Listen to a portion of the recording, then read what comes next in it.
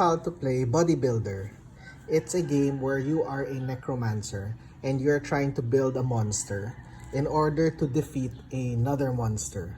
So this is a placeholder other monster. So it's an 18 card solo game. Okay, so what are the components? So there are 18 cards. Each card has a body part, either a head, left arm, left leg, right arm, right leg, or torso.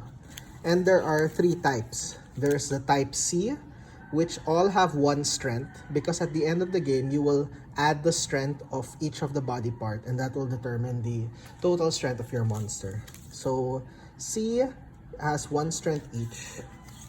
The B has 2 strength each, and the A has 3 strength each. Okay, so in the start of the game, you'll set up the C like this, and then remove one card from the deck to make the enemy monster, because the enemy monsters will be on the back. So right now, I only have 1 enemy monster. It's in the back of head A. So it's this monster. So I'll just put this here, and that is our goal.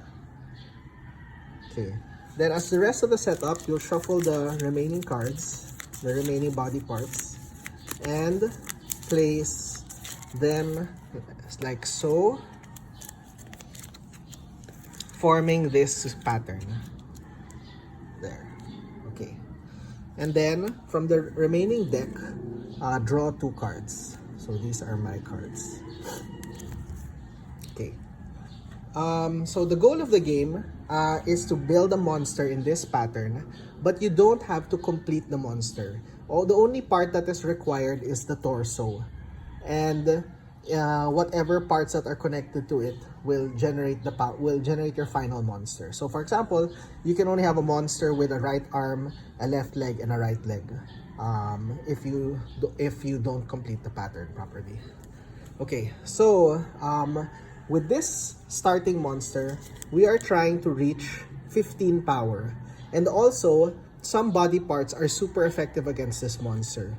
So if we happen to use the right arm B, torso C, so torso C is here, right arm B is not yet in play, and left leg A is here, left leg A. If we happen to use those 3 parts, we'll score +3 power for each of those parts. Okay, now how do we play? So you have 2 cards in your hand. The first step is you'll draw a card. So draw a card like this. And then you choose between either playing a card to a row or a column. So for example, if I play this here to this column, it will push all of these cards like this. And the card that was pushed out, so the one that was here pushed out, will be discarded. But let's not do that. So you can also push this way like that. The only restriction is that if there is a gap, a space, you cannot push that column or row. So I cannot push this because there's a space, and I cannot push this because there's a space here. So that's the first thing you can do. The second thing you can do is you can discard a card. So for example, let's say I discard this torso B, and based on its power, I can move cards on the grid to empty spaces. So for example, if I play this 2, I can move this 1, 2. There. So those are the 2 things you can do: push a column or row, or and then discard the card that is pushed out, or discard a card and based on its power, move cards on the grid. So there. The last thing you can, and then after that, after you've done that, you can choose to stop the game and score your monster. And why would you want to prematurely score your monster, I'll explain in a bit. So let's just do this first. So right now, these are my cards. I'm going to, let's say I'm going to, so what we want is these steps. Right arm B, torso C, left leg A. So left leg A is over here, torso C is over here. Right arm B is nowhere here, so it's probably still in the deck. So let's play, I'll play torso B. So discarding torso B, so that's the discard. And I'll just move this one and one and two. One and two. Wait, one and two. Okay. Okay. Then next turn, so draw a card. Okay. Right arm A, right arm A. We want right arm B. So I'm going to discard. I'm gonna push this row. So I'm gonna push this here, and this gets discarded. Okay. Then draw again. No right arm B yet. Left leg. Okay. Left leg A. Okay. I'm going to push this right leg A. So discarding this.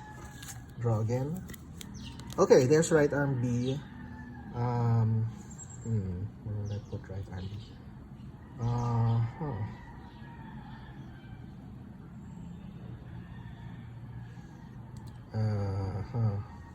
I'm gonna push right arm B here.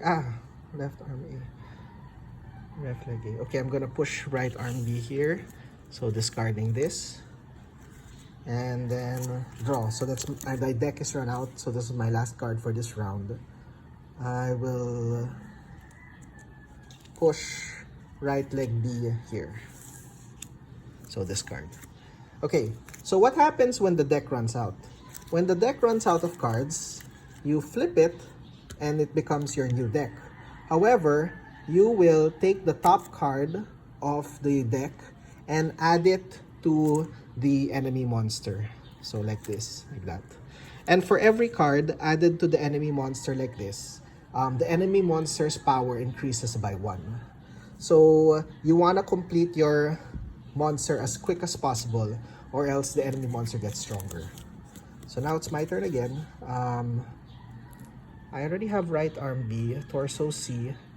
Okay, so I'll get this again. I will push this like that.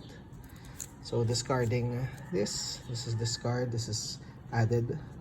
Okay, so so I have left leg A, right leg A, right arm B.